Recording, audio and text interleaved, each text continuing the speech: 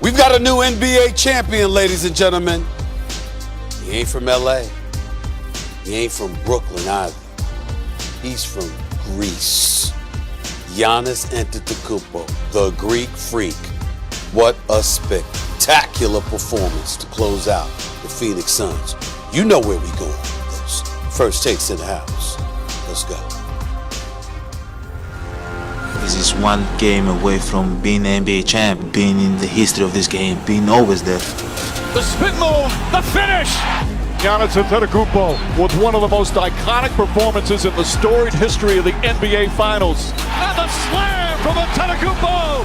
The long wait has ended after a half-century. The Milwaukee Bucks are NBA champions once again. I'm at the top. I wanted to do it here in the city. I wanted to do it with these guys. Did it.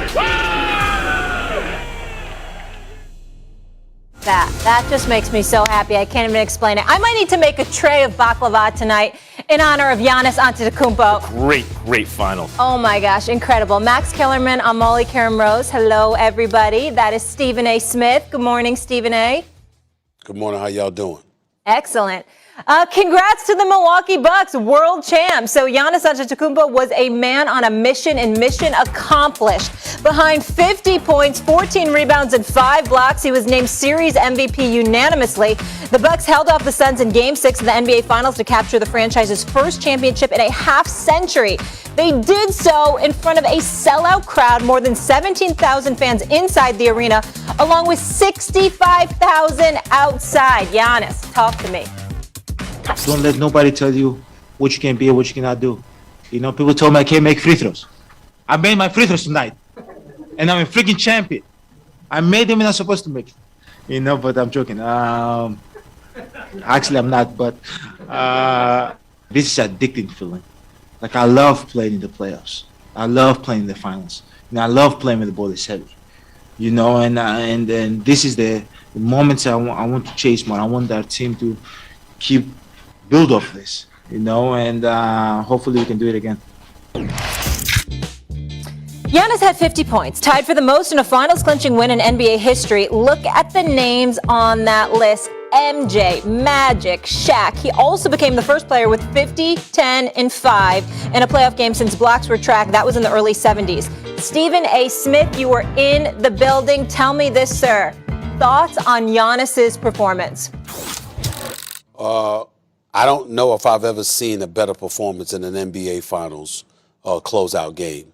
I saw Magic Johnson drop 42 and 15 against the Philadelphia 76ers, playing center when Kareem Abdul-Jabbar was out against the Philadelphia 76ers. I saw Michael Jordan drop 45 in that Game 6 when he crossed over Byron Russell and hit the jumper in his last game as a Chicago Bull to win his final championship. But I've never seen a performance in a closeout game for a championship that was better than what I witnessed last night. He was absolutely sensational, just dominant.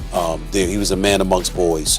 Poor DeAndre Ayton, part of it was that he had no help on the front line, so he had to watch himself to some degree, but Giannis couldn't be guarded, and he certainly couldn't guard Giannis. And then Giannis is fighting coming downhill. He's attacking the basket. Every little lull that Milwaukee had, he'd answer the call himself and literally put the franchise on his back. Middleton didn't really have it last night for the first 3 quarters. Drew Holiday didn't have it at all, shot 1 for 11 in the first half.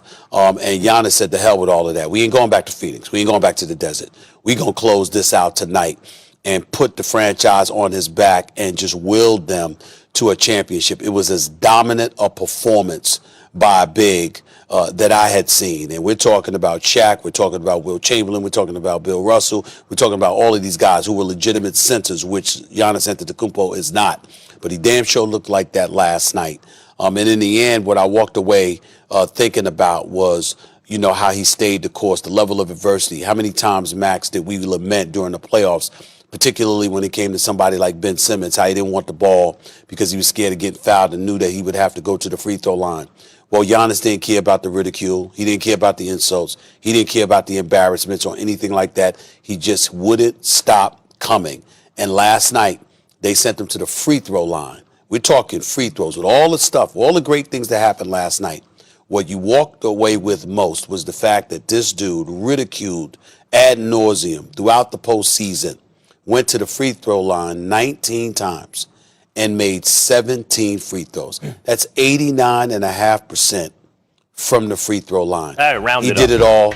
He did it all, and he's been he's a worthy champion, and we just got to give him his props. Yeah, Giannis was unbelievable last night. Let's keep in mind he hyperextended his knee in game 4 of the previous series, and it looked like at that moment he might be out for the playoffs. And in a year where AD went down and Kawhi went down, and even LeBron was compromised, and Harden wasn't there at first, and Kyrie went down, Giannis not only got back, but got back and picked up where he left off. It wasn't just that he ended with 50 and 90% basically from the free throw line in a closeout game, but he strung together, 15 straight performances where this guy was just completely unstoppable. And we're in an era of bigs right now, quiet as kept. And I'm not even talking about KD, who's almost 7 feet, or LeBron, who's 260 pounds, because once upon a time, that would have qualified them as bigs. But they have their season MVPs, didn't win it a third straight time because there's fatigue giving it to him. So Jokic beat out Embiid. And when you say he's not really a center, Stephen A., but he's a big. He makes his living in the paint, and he can protect the rim. That's a big in my book, right? So it's Giannis, Jokic over Embiid. And in the finals, Giannis MVP this year, AD could have easily been MVP last year. We are in an era of kind of hybrid modern bigs right now, and Giannis might be the best among them. By the way, he's the face of the NBA right now, and maybe the most likable superstar in sports. So let's stay with that, because Max, is this form of Giannis, the one that made 17 of 19 free throws, 50 points, is he the best player in the world? I can't say he's not. I think that LeBron James was the undisputed greatest player on earth. And I made the mistake because a couple of years ago he got hurt. Given his age, given everything else, it's okay, he's not that anymore. Who's next? And the mistake was, well, no, he's not the undisputed champion anymore. Other guys can stake a claim, but you can't knock LeBron off the throne altogether until proven otherwise. LeBron, when last seen on the court, was as good as anyone and seems to always win the championship when he has half a chance. So you can't just discount him, even though given his age, injury recently, and everything else, you can't say it's necessarily him either. Stephen A., that leaves KD and Giannis and also maybe Jokic or Embiid as the likely candidates. And given what I just said about the era of the big, and given where he ranks among everyone, he's not even 27, two-time regular season MVP, now finals MVP, defensive player of the year. He's one of the candidates. He's got as good a claim as anybody else at this moment. Is that an answer to the question? Are you going to give a definitive answer to Molly's question? He's one of? Yes. I don't recall that being the question that Molly asked you. The answer is he the best player in the world? Is he, in my opinion, the best player in the world? No. I would have him third at this moment, but I can't say that definitively. We don't have proof. He might be the best player in the world. KD didn't have a supporting cast. LeBron didn't have a supporting cast. We'll see next year. The championship right now is divided. He's got a piece.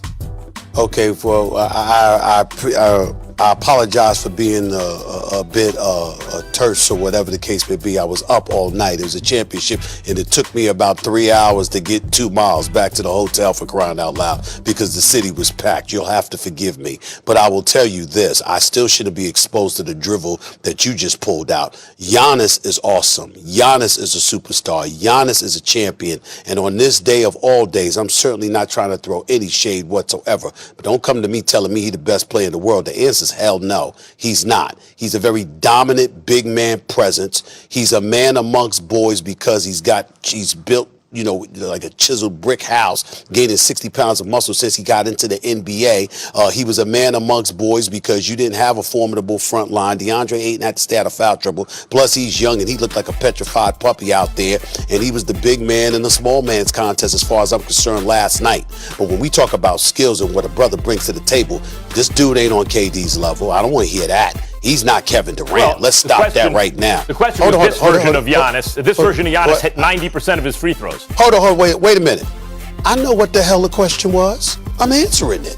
I'm not you. I didn't dance and moonwalk So you don't get or it right? rap. I'm answering the question directly. I don't give a damn what you saw last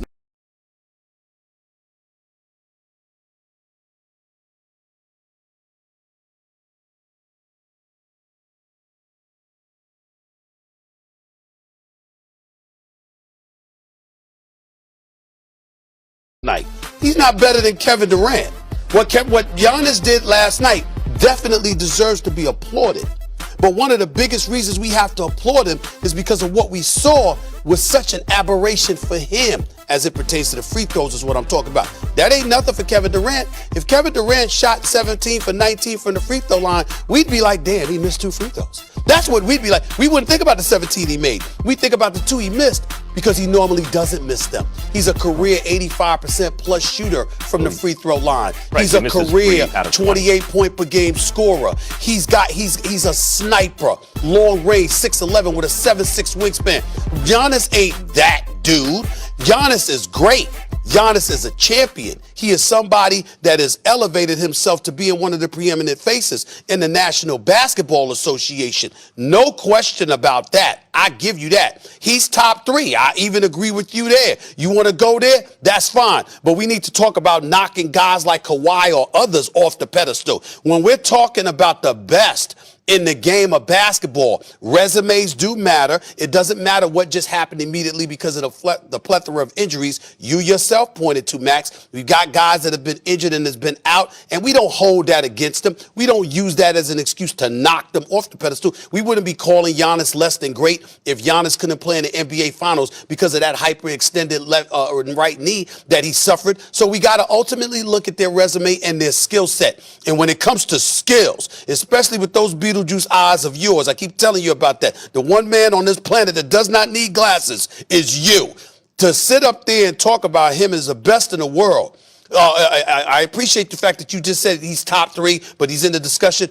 No, he ain't better than Kevin Durant. Well, let's pump those brakes. Look, first of all, if we assume he's a 90% free throw shooter, I don't think we can assume that. But assuming what we saw last night is him, like if you can't put him on the line, if you can't put Giannis on the line as a strategy, good luck, because he has gotten better since the guy who won 2 MVPs under pressure. He can find the open man better than he ever could. He doesn't have to initiate the offense every time. But also you have to consider this. What he said at the podium last night when he hit, he says, I could have gone somewhere and joined a super team. I don't think he was talking about KD. Might have been talking about a teammate of KD. He didn't go and chase the ring. He stayed right where he was. He got lucky that Brooklyn got hurt, but no one's beating a team with KD, Harden, and Kyrie all healthy. That's not on Giannis. That's just no one could do it. So he got a little, but he also got hurt, played through it, came back, played huge, hit his free throws, and didn't ring chase. It all adds up. Like, he doesn't have guard skills and perimeter skills that KD has. That's true, but he has other stuff that KD doesn't have in the paint. He is with KD and LeBron in the conversation. I just think that America needs to know the only reason I'm having this conversation with you is because I'm obligated to do so because we're doing First Take. Because if you were somebody on the street that brought up the same argument, I'd walk the hell away from you and simply ignore you because it makes no sense. The fact of the matter is that the discussion about the validity or the authenticity of a particular championship is a separate subject. If you want to talk about one ring chasing compared to the other, that's a different discussion, and I concede that. I understand that. I'm talking talent. I'm talking watching the game of basketball and seeing what a brother does from a skilled position. Then of course he's more skilled. He's not on KD's Yeah, but level. there were more skilled players than Shaq, too. There were more skilled players than Shaq, but none of them were better than Shaq. So you call Shaq, for example, the most dominant. That's really a way of just saying he's the most effective. That's another way of saying he's the best. And KD has more skills. But you know what KD hasn't done? KD hasn't shown that he could take a team that's just in the mix, not a dominant team, and win a championship. Giannis just did. Giannis just did that. Max, zip it, bro. because your argument goes right out the window, because just days ago, you were getting on everybody talking about how lucky Milwaukee was because of the plethora of injuries. You literally said on the air that this championship you wouldn't attach an asterisk to it if you had to, but ultimately you pointed out how one injury after another got in the way to somewhat give fodder to the, wait a minute, I heard you, listen, you said those things. So what I'm trying to say is ignore all of that. Forget all of that for a second. Just focus on the skill. That's what this conversation is about. But and sometimes the more skilled player's not as good. No. What happens is you change the narrative and you change the subject for your liking. I don't particularly have any interest in that discussion. I'm talking from a basketball skilled perspective. That's your Giannis definition. is phenomenal. He is great, but he ain't Kevin Durant. Right. So if we have this debate, if we have this debate according to your definition of what best means, which incidentally is incorrect, then of course you're going to win the debate.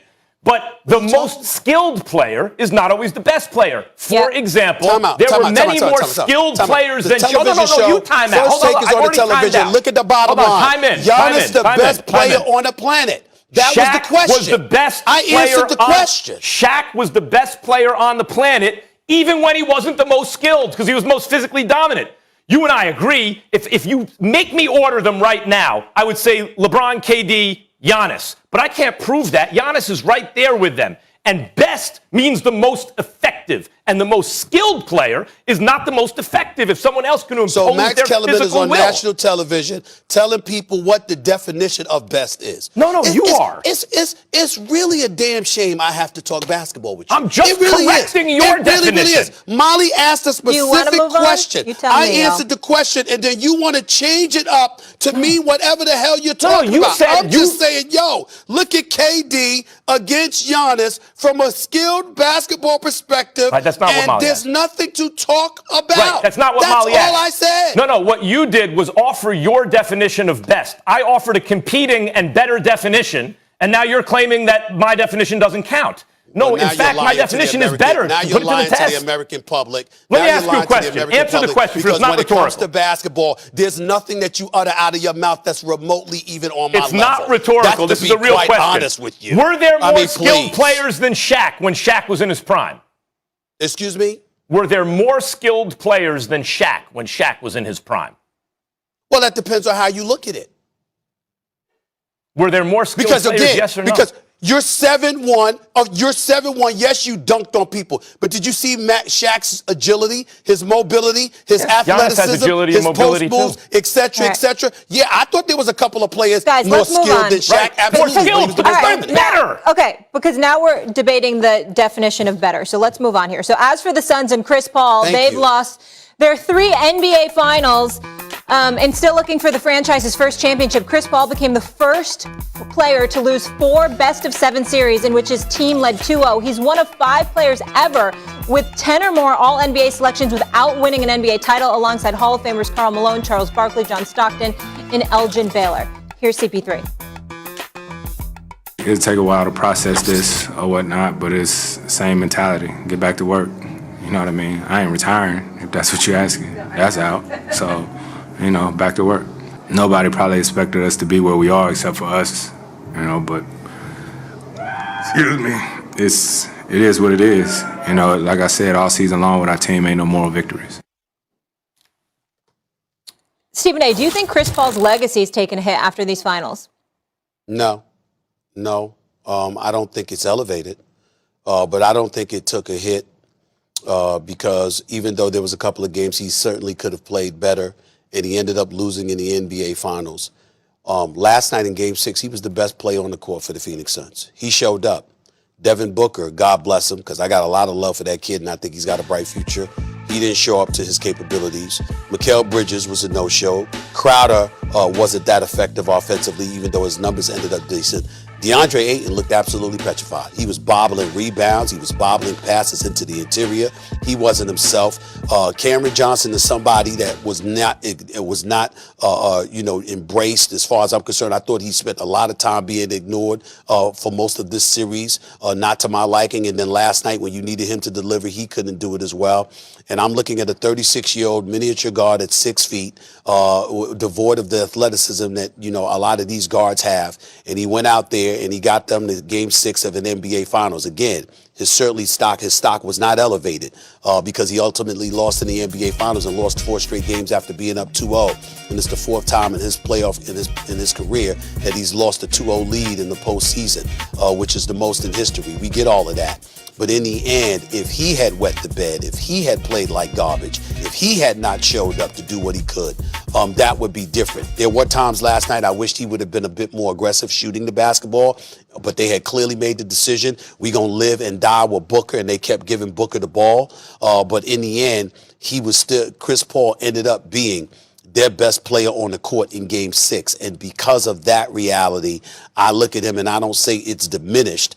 I just say it's stagnant. It's not going anywhere. It certainly wasn't elevated. And that's what the reality is for me. Okay, now, I want you to stay with me here. I want your cranky self this morning who hasn't slept in a month to stay with me here because I want to hear your response to this. Okay. He has hurt. His legacy was hurt.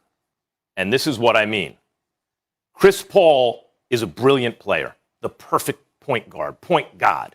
But there have been many collapses in the playoffs in the past. And you can come up with plausible excuses for many of them.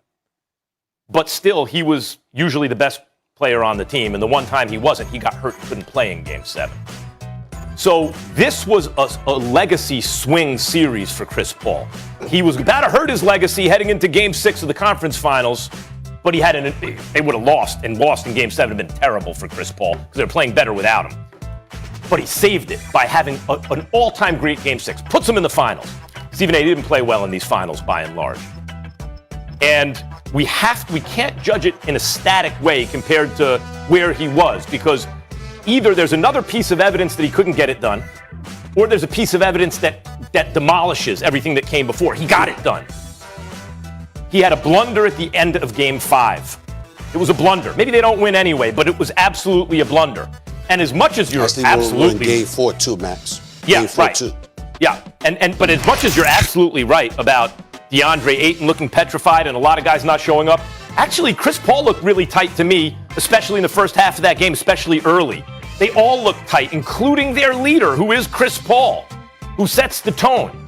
And so, once again, what people will point to is Chris Paul had games where he blew it, where he didn't step up in the playoffs. It gives me no pleasure to say this. I love Chris Paul. I was rooting for him to win this game openly.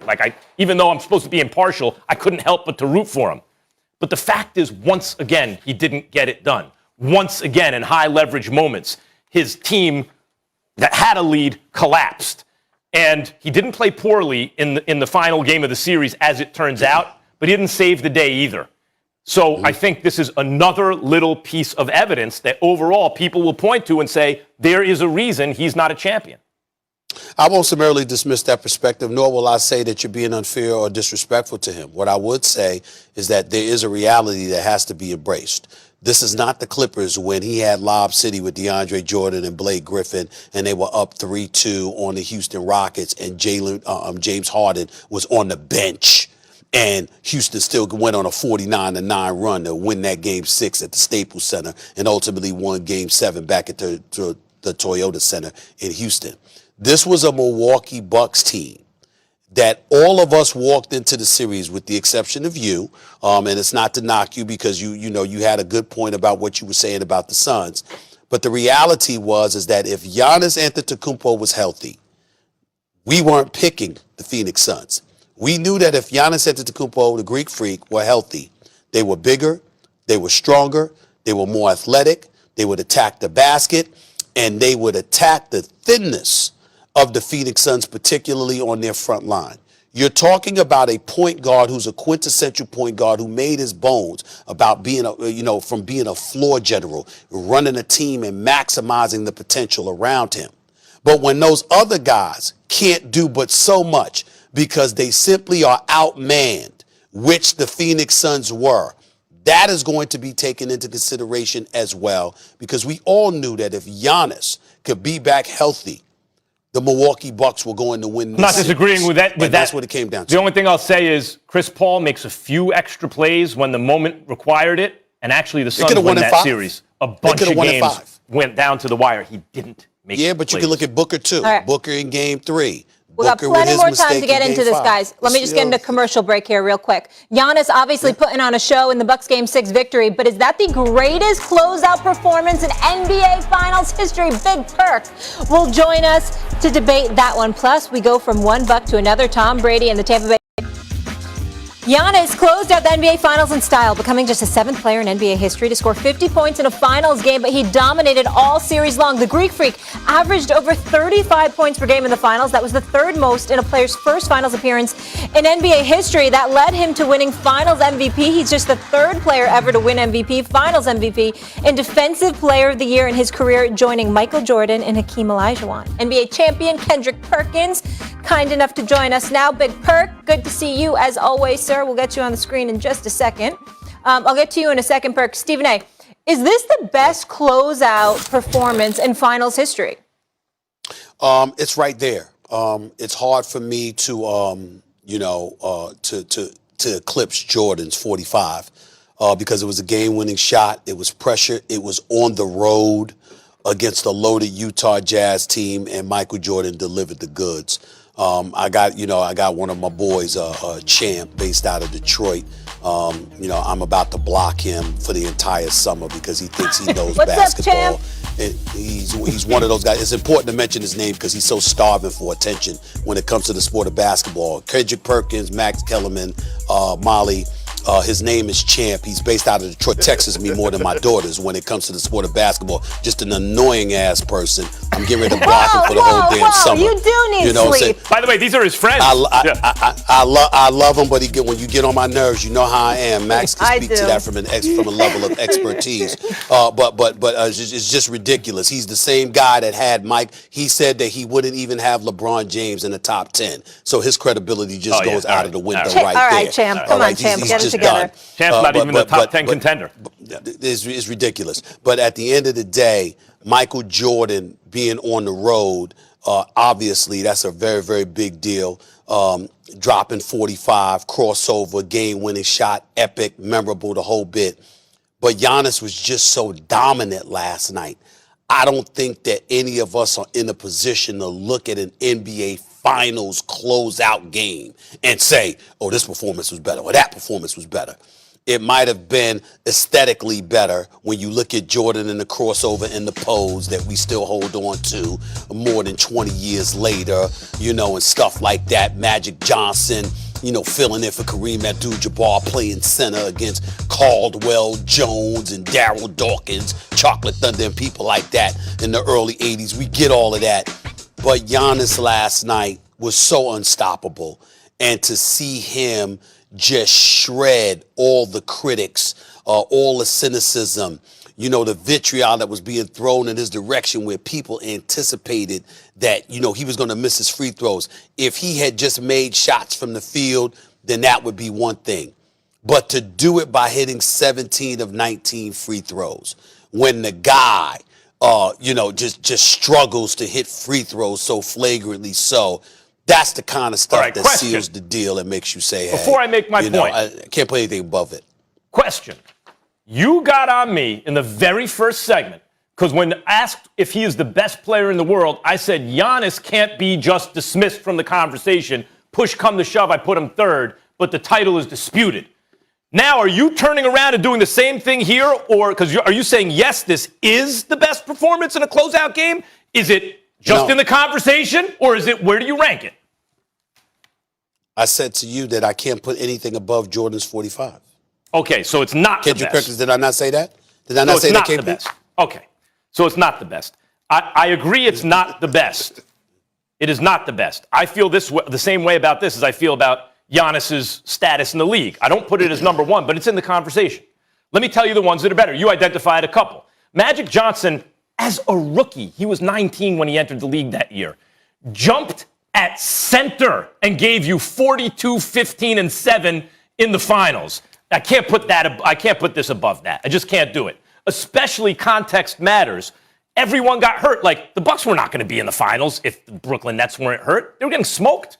They would have lost in 3 if the Nets were healthy. They wouldn't even gotten to a 4th game. They were losing by 20-something points a game, and they didn't even have Kyrie and Harden. It was just one or the other of them. Come on. So like, context matters.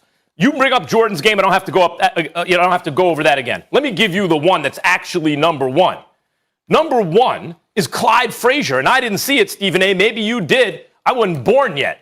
Clyde Frazier in the 69-70 season, his 1970 finals, went up, because as you always say, Stephen A., context matters.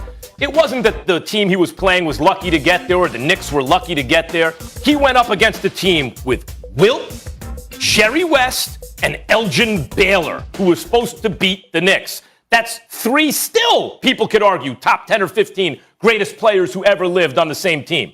Clyde Frazier in a closeout, game 7, not game 6, against that team, not a Suns team that was also lucky that both LA teams got hurt, gave you 36, 19, and 7. That is the greatest closeout performance of all time. Giannis is in that conversation with Jordan, Magic, and Clyde, but it's not number one. Well, look, no disrespect to all the all-time greats, because we have seen a lot of great performances and a lot of guys rise to the occasion. But when you look at what Giannis did last night, and we talk about closing out the job and finishing your food, as he would say, he did just that. He didn't leave any rice, any corn, any turkey legs or oxtails on the plate. He finished the mission. And when I said, look how he did it, it's how he did it in great fashion, being down 0-2, winning 4 straight to win the championship. But last night in particular, when the game started, it was one person on that floor that looked like they was ready from the moment, from the start to the finish, and that was Giannis Antetokounmpo, the Greek freak. He started with it on his mind, going 4 for 6 from the field in the first quarter, attacking downhill, knocking down his free throws, something that he hasn't done really all playoff series long. He go up there and he shoot over 90% from the line. And then when you think about what he done offensively, far as just imposing his will, play after play after play, the cardio, the stamina, the will to want to have to do it. Because when you look at a game 6 like this, the pressure is on the Milwaukee Bucks to close it out. You look at a game 6, you know it's a must-win situation, and he embraced that moment. And then when you talk about his defensive impact, 5 blocks, those were intimidating blocks. We kept saying, Stephen A., I saw you tweet out and say, don't throw Ayton the ball. He looked petrified, he looked terrified, or whatever the case may be. He did, because it was the presence of Giannis down there, embracing that center role. He stepping into 3-pointers, knocking them down. And here's the knock that we all have had on Giannis. When it matters the most, in those crucial moments in the fourth quarter, can he deliver? And last night, he did just that, whether it was from the free throw line or getting to the basket or making the block shots that was really needed at the time. He did that in every aspect, and this is why I say it was the greatest closeout performance in NBA history and finals. Well, let's say something. Let's point out something, KP. I'm not going to let you get away with something here. I understand that Giannis could be intimidating. Giannis was a man on fire last night. Don't act like you don't know when certain cats, the moment itself is just too much for them. Now, we know good and damn well that Ayton bobbling the ball even when he was rebounding, looking like he had grease on his hands. Or so, I don't know what the hell it was. You know good and damn well that wasn't just about Giannis. That was about a closeout game in Milwaukee, and we had a young brother whose youth was exposed, and he was scared to death. That's number one. Yeah, but number two, I want to say this, though. When we look at Giannis, here's what I want everybody to appreciate. When we criticized Giannis in the past, it was because he didn't have the combination of a perimeter shot and free throw shooting ability.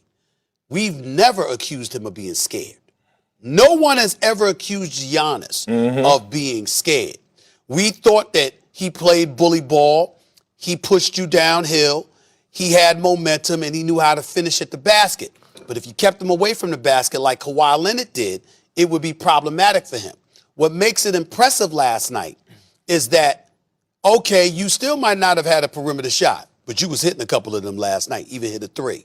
A turnaround jumper in the lane, too. A fall away 15-foot shot, he hit that. Plus, he hit his free throws. So last night was his night, but the free throw shooting was really what sealed the deal, because you had to be brave in order to put yourself in that position, because you know how you struggle from the free throw line, and he didn't care. And that's where he has to be applauded for his greatness last night, because he faced adversity and said, I don't give a damn, here I come.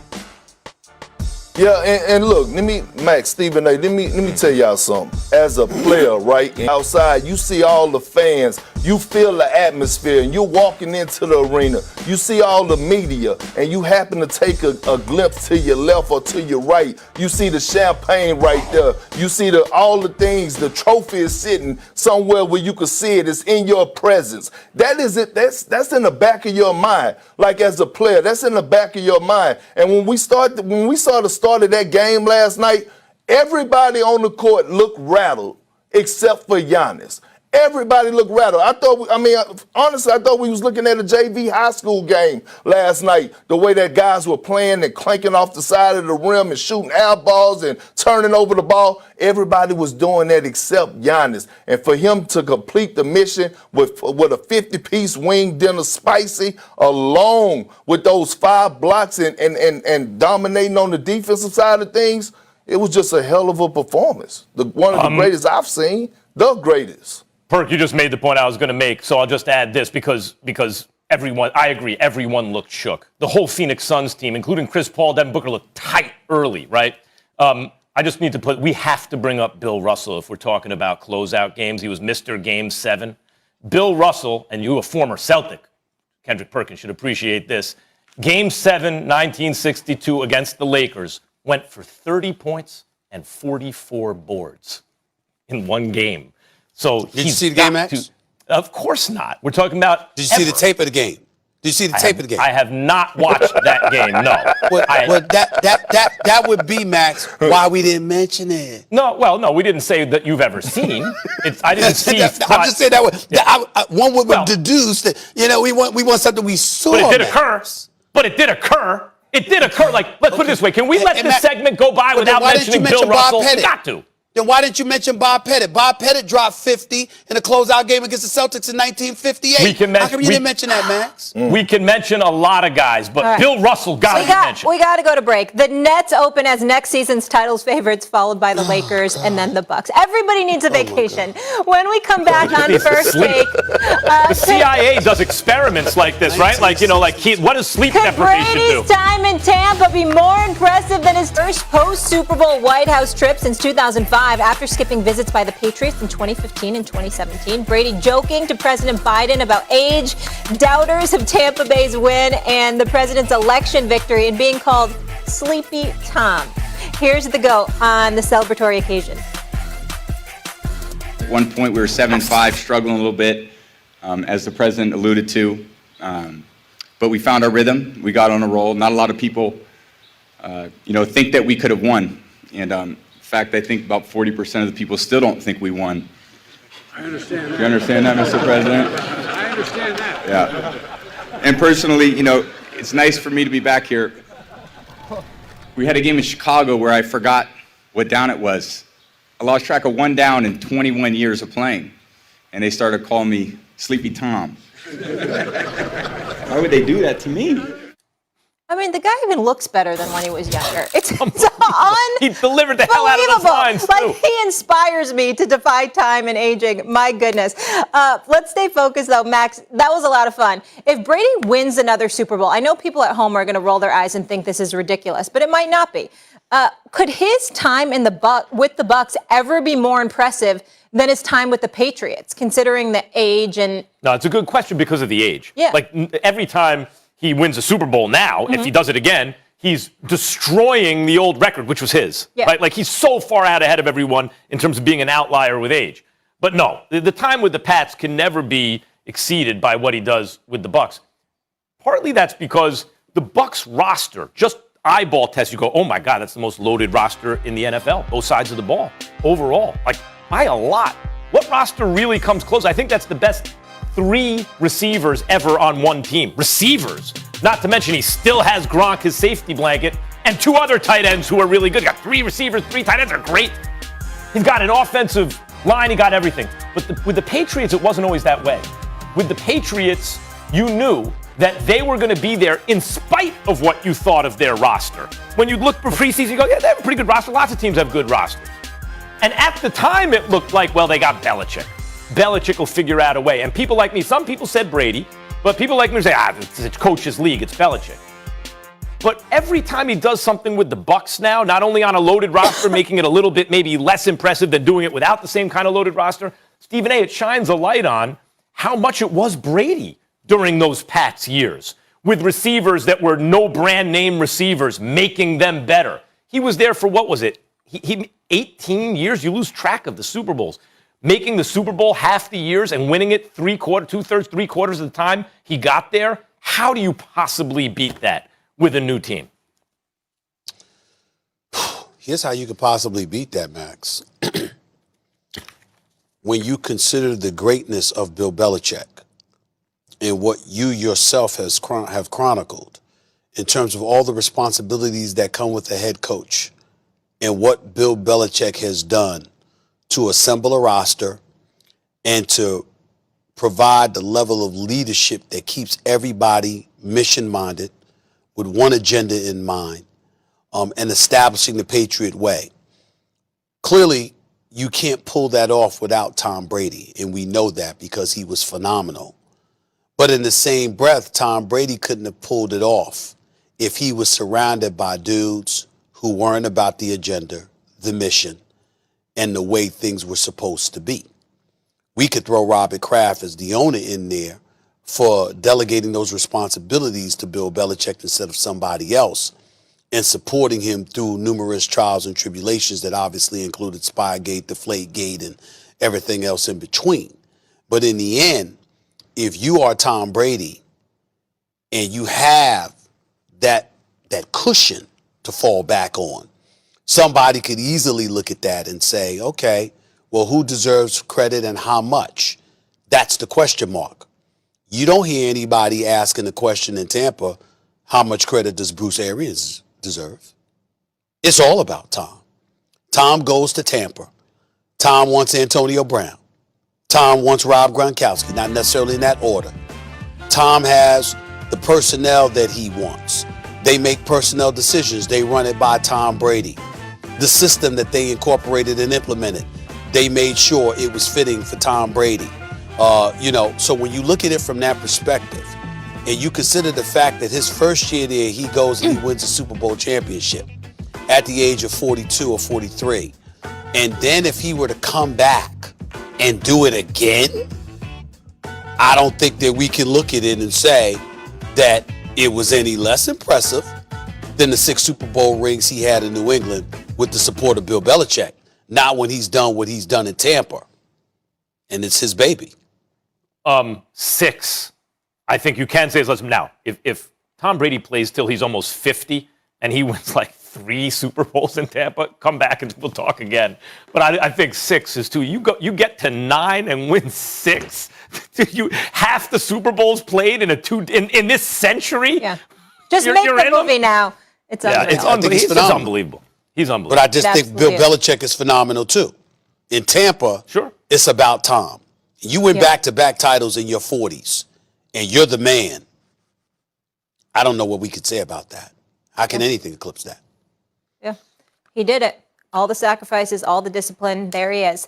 When we come back here on First Take, Giannis didn't need a super team to win a chip. Shade thrown. Are Kevin Durant's 2 rings better than Giannis's 1? Buckle up for that debate. Big perk. We'll be back with us. Giannis Antetokounmpo was a man amongst boys, putting up 50 points, 14 rebounds, and 5 blocks, and the Bucks needed every one of them to beat a game Suns team. The Bucks winning Game 6 of the NBA Finals to capture the franchise's first championship in a half century. They did so in front of an insane sellout crowd of more than 17,000 fans inside the arena, along with 65,000 fans crammed into the Deer District surrounding the building. Antetokounmpo's 50 points were tied for the most all-time in a closeout game in NBA Finals. He was named Series MVP unanimously, doing it all the right way. I wanted to get the job done. You know, but that's my stubborn side.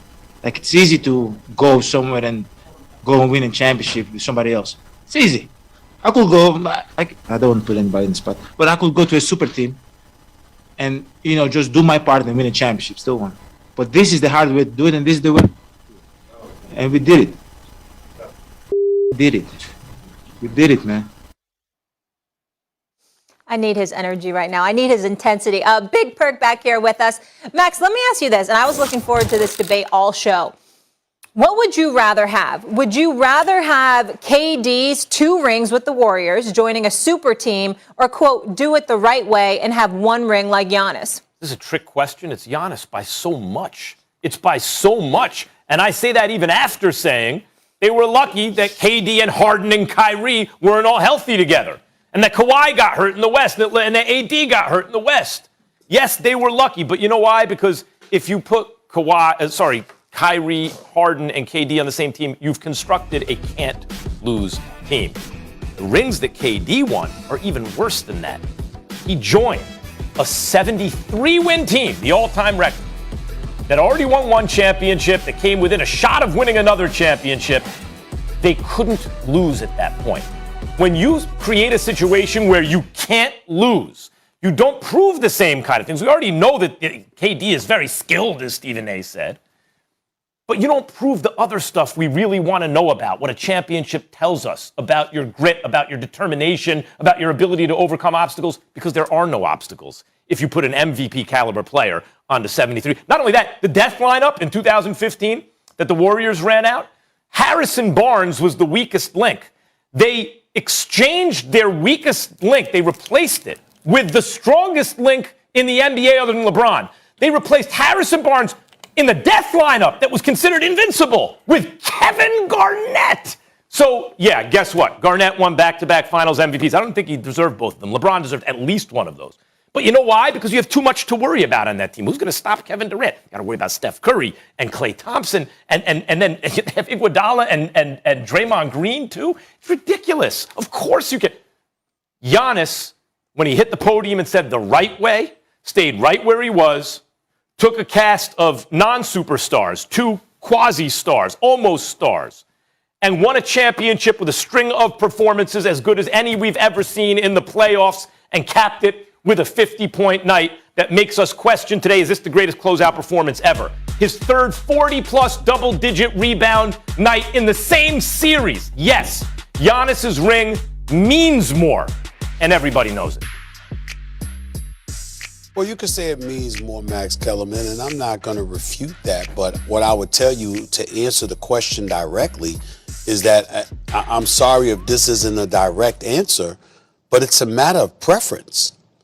I think about LeBron, who really started all of this when we talk about super teams being assembled.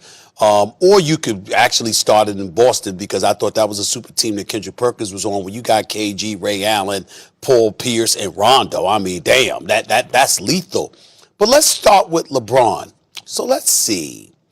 I'm here in Giannis, and I'm in Milwaukee, and it's my team, and I stayed here, and I got Drew Holiday and Middleton, and we go through trials and tribulations. It's my team, but, you know, ultimately I carry us to a championship, which is a very legitimate and authentic thing, and it's special. When I think about LeBron, I'm thinking about D. Wade as my teammate. I'm thinking about Bosh. I'm thinking about that second go-round, how Ray Allen joined the squad. And I'm thinking about the fact that I'm in South Beach. I don't mind that. That's not a problem that I have. I think that's a beautiful thing. Okay? And then on top of it all, everywhere I go on the road, it's like the Beatles have showed up, Max. It's like the Beatles have come to town and all of that stuff, and we're the story. You know, I kind of like that. You understand what I'm saying? I mean, Showing we've been your true number one in the morning colors. for 9 years. You know, I mean, I kind of like that. Then we transition to KD. And KD, no, you know I didn't like the move to Golden State. We all know that I'm on the record with that. But I throw it, Max, to a dude from 35 feet away from the basket, and it's like hitting layups. And oh, by the way, he ain't the only dude that I could throw it to from 35 feet away from the basket, and it's like a layup. And oh, by the way, Max Kellerman, Kendrick Perkins could tell you this, that crowd inside of the Pfizer Forum in Milwaukee, Wisconsin last night was electrifying. I mean, it was something special to be a part of, to be in there, to hear that roar of the crowd. And it's even more special when we consider the fact that we're just coming off of COVID, or we're still in the throes of COVID, but you know what I'm saying in terms of last year bubble play compared to what it is now. But Max, it wasn't the Oracle. You've been to the Oracle. Yeah. You were there for Game 7. Yeah. So what I'm trying to say is this. It's about preference, my brother. I understand I'm not taking anything away from Giannis and what you said, but if you talking to me, KP, about preference, well, let's see. It's the Oracle with two of the greatest shooters, the greatest shooting backcourt that we've ever seen, or rock star treatment, and my home turf is South Beach. I'm sorry, but as a matter of preference, I have no problem with LeBron or KD in that regard. I would have preferred that. That's just me. Well, here it is, right? When you talk about super teams and you talk about guys like KD, you talk about guys like Braun, you even could talk about the 08 Celtics, right? This thing is this, okay, you go and join a super team or you form a super team, I get that part, but it's still a hard thing, Max. And the thing I didn't like what you said was it's not even close, and it is close because when you form a super team, it's so much pressure is on you. Eyes are on you to actually deliver a championship. Now, we could go back to the Lakers when they had three-peated, and then they added, I know he was old at the time, Karl Malone and the Gary Payton, and we could consider that as a super team, and we saw that they didn't get it done. They ran through everybody in the postseason until they got up against the bad boys from Detroit, the new generation, and Chauncey Billups and Rasheed Wallace. But here it is. My deal is, so I would take Giannis just because of how he did it and the journey that he went through. Now, to add one more part to that, here it is. We have to remember, sometimes when guys do form with super teams and they go other places, they still have in the back of their mind that they have unfinished business at that other place. That's why LeBron James went back to Cleveland. That's why LeBron James will tell you the Cleveland championship probably meant more to him than any other championship because he delivered it in the place he was drafted in his hometown. Well, I just want to make a distinction here, guys, because Stephen A., you brought up, and I know what you mean about lifestyle and your preferences, but you brought up the Miami squad. I would have given KD more credit for this Brooklyn win, even though they still have the most talent, because throwing guys together is harder than, it's harder to win that first year, as we saw in Miami, than it is, like what KD did was different, guys. The Boston Celtics, with the team that you were on, Perk, Garnett was an MVP level player.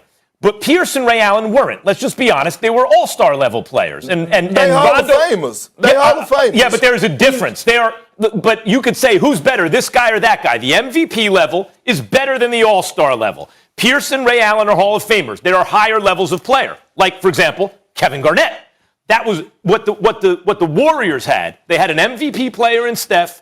They had an all-star in Clay, an all-star in Dre, a great player in Iguodala, and they added to a team that was already functioning, an MVP all-time great in his prime. That is completely different than what all these other circumstances are.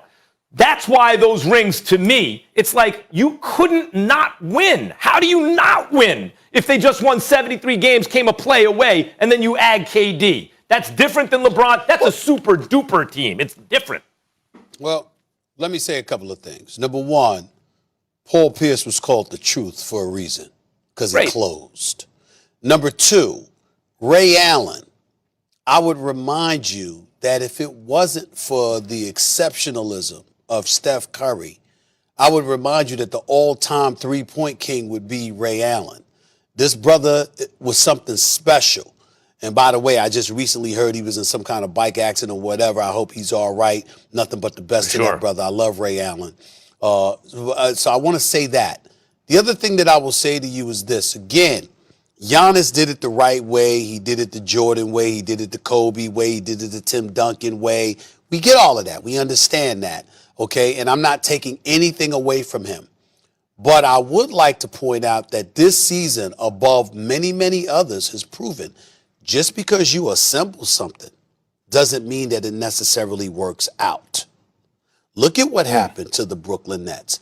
So the point that I'm trying to make to you is that we can point to injury, Max, but when other things come into the equation, like you coming into camp out of shape, or if you Kyrie, you thinking you don't really need a coach because you're so exceptional and you didn't think about the fact that other young cats might be called upon to raise up their game because you get hurt, but they weren't prepared because they weren't receiving the necessary coaching that they could have received. There's a lot of different components that go into being successful, not just even after you assemble a crew.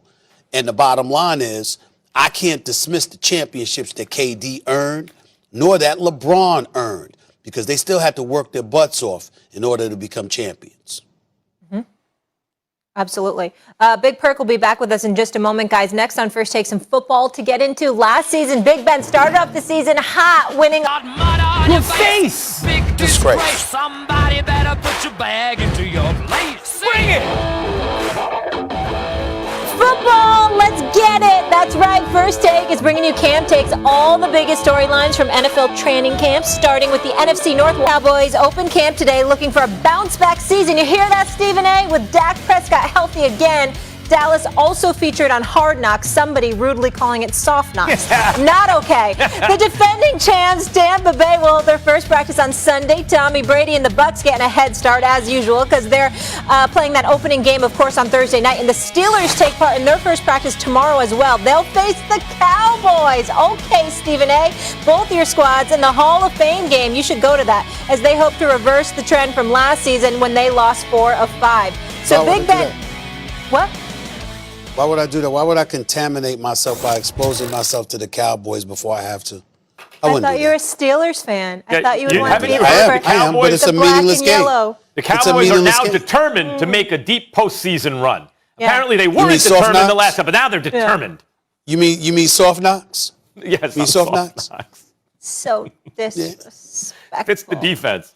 All right, Big Ben ended last season with tears in his eyes, talk of retirement, but he's back. So, Stephen A., do you believe he will have a bounce-back season? Absolutely.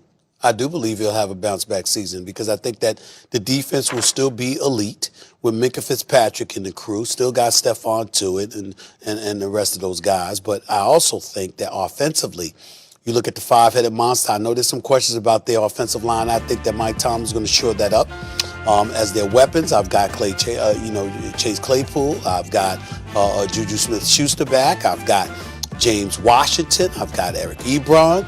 I've got a crew of dudes that can Deontay Johnson. So I got about 5 dudes that played together last year that's going to be back this year.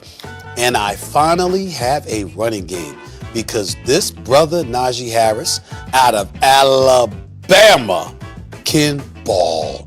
Finally, I've been waiting for this dude. I've been waiting for somebody throughout the draft, the night of the NFL draft. I sat there praying.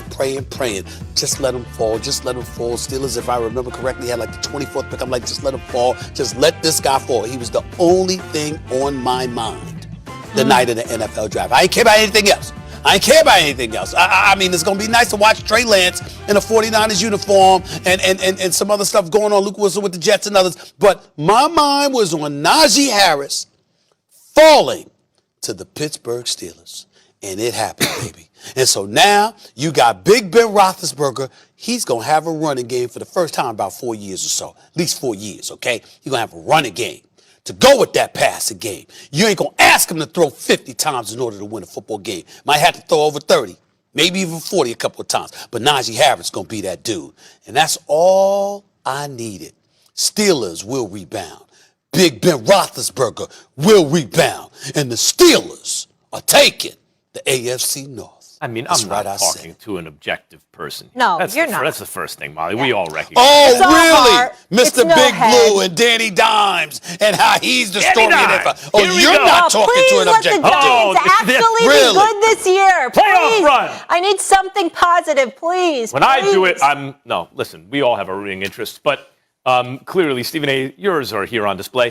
First of all, Ben Roethlisberger, in terms of a bounce-back year, he was pretty good for most of last year, actually. You know, for a guy coming off an injury, a catastrophic Until the end of the injury, season. 38 years old, he was without an offensive line. They couldn't protect the passer. They couldn't block for the run. He had to get the ball out quick. And it's a totally new style for him, too. He did it well. Till the end of the season, he wore down. Yeah. Guys, a lot of the run problem with the run game is about the O-line. And by the way, Marquise Pouncey retired and Villanueva's with the Ravens now. If anything, I think the line will be worse. And I think in terms of Najee Harris, Stephen A., you can make the argument, and Villanueva said it, they weren't committed enough to the run. So maybe they can block for the run better if they commit to it more, the way Tomlin, when he took the job all those years back, said Steelers football, run the ball, stop the run, right? They can stop the run. But they could not run the ball. And that compounded the problem for Roethlisberger. But they're going to have to show me that that's just an attitude adjustment. Because they had no running game, and that's almost always the fault of the offensive line. Any back in the NFL behind a good line will get a bunch of yards. You know, the fact is they were getting nothing from the run. That compounded the problem because Roethlisberger didn't have time to throw the ball. And in addition to that, they're playing up for the run. I don't see where that changes. I don't see where the offensive line gets any better. And therefore, even if you have a dynamic back, I don't know how much better the run game gets. I don't see Roethlisberger being better this year than last.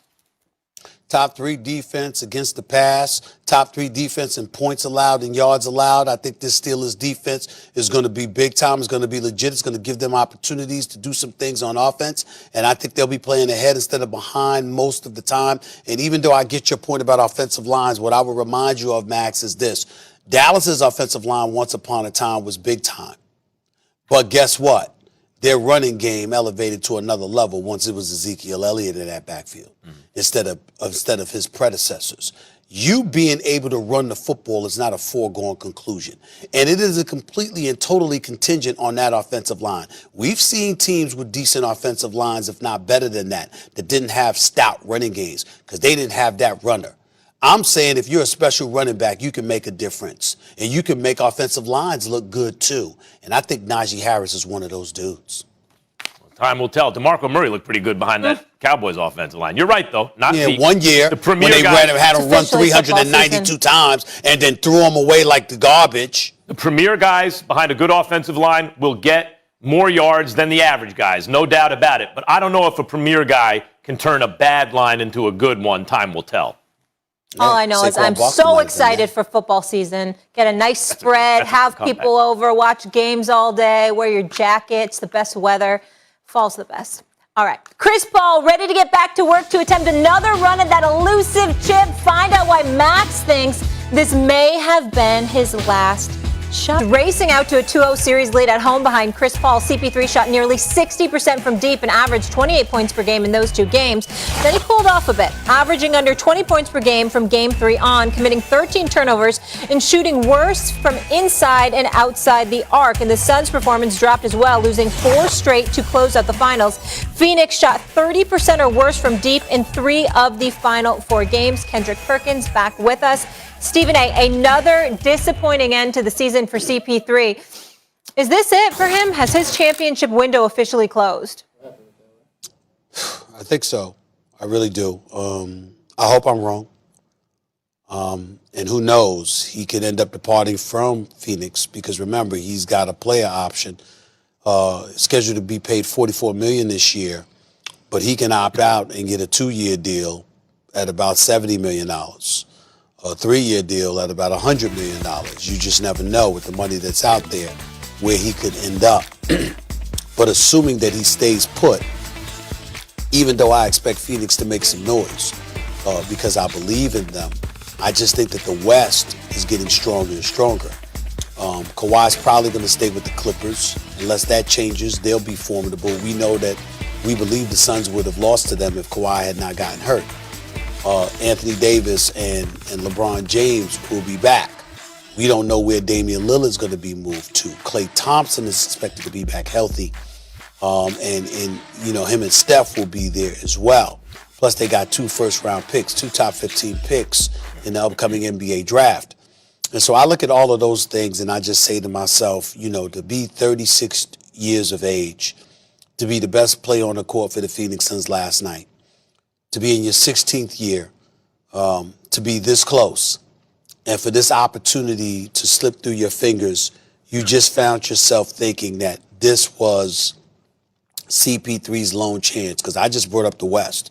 I didn't bring up Brooklyn in the East. I didn't bring up Milwaukee in the East.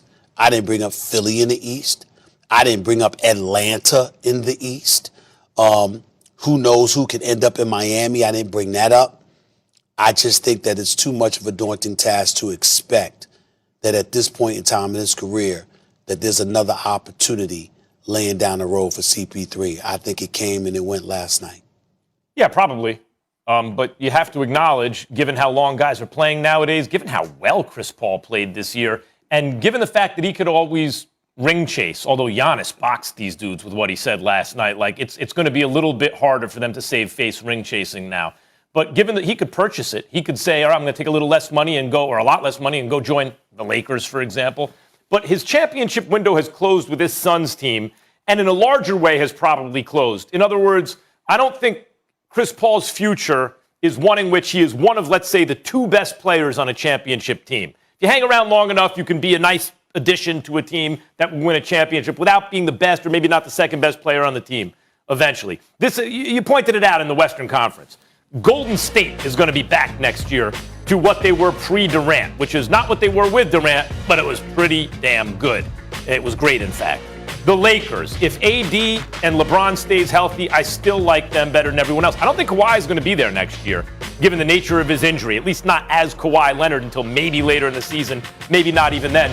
Time will tell, but we don't even need to talk about the Clippers. Jamal Murray with the Nuggets, that's a whole lot, guys. Nuggets keep getting better. The Utah Jazz, if they stay healthy, the reason they had such a golden opportunity this year went down. LeBron was compromised, but AD went down.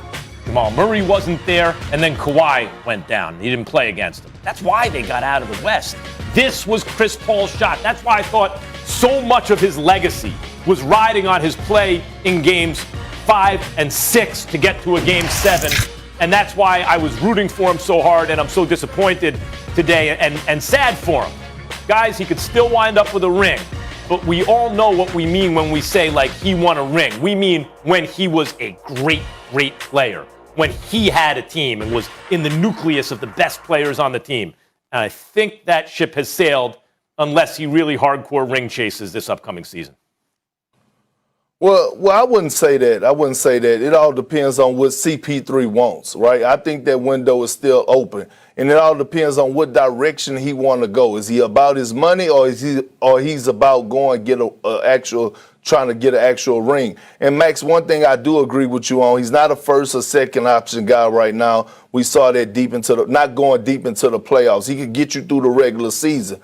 He's a third option guy when it comes down to winning the championship. And I think, if he consider maybe join the Los Angeles Lakers, I think then that ups his chances. When you look at the Western Conference right now, you mentioned Jamal Murray. He's coming off an ACL injury. And as a guy that came off an ACL injury, yes, you are able to get back on the court 7 months later, but you're not at your full strength 100% from where you were till 21 months later. And these are facts. And so when you look at the Western Conference and when you look at Kawhi Leonard possibly being out for the entire season, the West is really wide open. And the Lakers still have LeBron James and Anthony Davis and still could add pieces. You add a CP3 to that team, I think they'll be a heavy favorite to coming out of the Western Conference. And then after that, you let the chips fall where they may. You could rely on the healthy Anthony Davis. We saw what he was capable of doing when he was healthy, when he helped lead the when he helped lead the Los Angeles Lakers to a championship, the type of numbers he was putting up during that run. So I'm not going to go out on a limb and say that the window is closed for CP3. It's on CP3 what's next for him and what he wants for us towards the end of his career, because Gary Payton won the championship late in his career when we thought the window had closed when he went down to South Beach. Well, I will tell you this. Gary Payton was a contributor, but we rarely ever acknowledge Gary Payton as a champion. And that's not to take anything away from him. It's just that the Gary Payton that we saw in Miami, the Gary Payton that we saw in L.A. was not the Gary Payton we saw in Seattle. The glove that'll put you in lockdown mode and was clearly the star of that franchise along with Sean Kemp. So I get where you're coming from, Perk, but I would tell you this. Another component that we can't ignore is where Damian Lillard is going to end up, because obviously that could be another roadblock for CP3 as well, depending on where Damian Lillard ends up going, particularly if he stays in the Western Conference. In the end, what it comes down to is that there's nothing wrong with CP3 not being a 1 or 2 option, because as a quintessential point guard, he really isn't supposed to be anyway. He's supposed to be the guy that sets up opportunities for other guys so they can shine as 1 and 2 options. But he hasn't had that available to him. And unless he joins a franchise where that possibility is there for him, I don't see how he's going to win the championship with the multitude of teams that are legitimate, bona fide championship contenders. Well, here's one way. Here's one way, Stephen A. I think the odds are slim, but it could happen. He's playing at a very high level. And nowadays, guys play later into their careers than they used to. If he can keep this up for 3 or 4 more years, more or less, let's say he didn't leave the Suns, Booker will get better. You could see how hungry he was after the game. Like, he's going to learn from this experience. Ayton will get better. So maybe, even if there are at least 3 or 4 teams at least as good as them, if you take enough bites at the apple, one of those years they'll break through, maybe get a little lucky again with injury. That's possible. I want to say something about the Lakers. If CP3 opts out and signs for a deal that the Lakers can afford, because they're capped out otherwise, right? CP3, LeBron, and AD is the only possible answer for a healthy Nets team. I want to be very clear about this. The Nets this year, had they been healthy, would have smoked the NBA. No one would have gotten, I don't think anyone gets 2 games off them. I don't even know if the Lakers were healthy. The Lakers would have gotten 2. But with CP3, LeBron, and AD can counteract Kyrie, Harden, and KD. I don't know who wins, but that's an even matchup. The problem with what you're saying, real quick, KP, the problem with what you're saying, Max, is this. Brooklyn's situation was of their own doing on 3 levels. Harden coming into camp out of shape because he wanted out of Houston, and ultimately that lingering hamstring injury, not being able to escape that. That had a lot to do with his conditioning. I love Harden. I root for him, but that's a fact. Yep. Number 2, Kyrie Irving. All right, the ankle on all of that stuff might play a role, but remember, on at least 2 couple of occasions, I'm not talking about the birth of his kid. I'm talking about 2 previous occasions. He just took time off. It wasn't specific as to why that was the case, and you had people wondering about him. And number 3, the hiring of Steve Nash. Love Steve Nash, respect the hell out of him. We know where I stand on his hire because he had absolutely no coaching experience whatsoever. Kyrie Irving was on the record saying, we don't really need coaching. Because Kyrie Irving was thinking about Kyrie. He wasn't thinking about those other young players who could have used seasoned, experienced coaching. Hey, real quick, so when you look at Brooklyn and you talk about what got in their way, I'm sorry, Max, they have a lot to do with what got in their way. Valid. That's all. Everything you said is valid. What I'm saying is this upcoming season, you have all that information still. Who you taking in the East? I'm taking Brooklyn. Right, that's what I'm saying. And if you want to say now who you taking for the title? Are you taking Brooklyn for the title? Yeah. If CP3 goes to the Lakers, then I don't know who wins the title if everyone's healthy. Well, here's the thing that we all got to be mindful of at this moment, right? With Milwaukee winning the championship and now James Harden being officially on the Nets, right? Because the trade happened during the season. This is going to be an interesting offseason. So teams are going to get better. Teams are going to make moves. Guys are going to relocate to different situations. And I think we're going to all be sitting back saying, man, because right now, if I'm a free agent or if I'm a guy on the outside looking in that's looking for a ring or looking for a place to go compete for a championship, look, Milwaukee Bucks are eye candy to me. playing with Giannis Antetokounmpo, Chris Middleton, and Drew Holiday, it's eye candy to me. So you just never know what could happen. Like, we just saw this with Golden State. We saw this with an organization who drafted Draymond Green, Klay Thompson, and Steph Curry. They won the title together from the ground up, from the foundation up. And what happened? They became eye candy, and they lured a guy like Kevin Durant. You just never know what could happen. Mm-hmm. I think the Brooklyn Nets are going to win it all next year. I'm just saying. We'll be on the CP3 roof. We'll have the fans. Went to the Lakers. We'll What go. would you think? I don't know. I don't see that happening. But that's just me.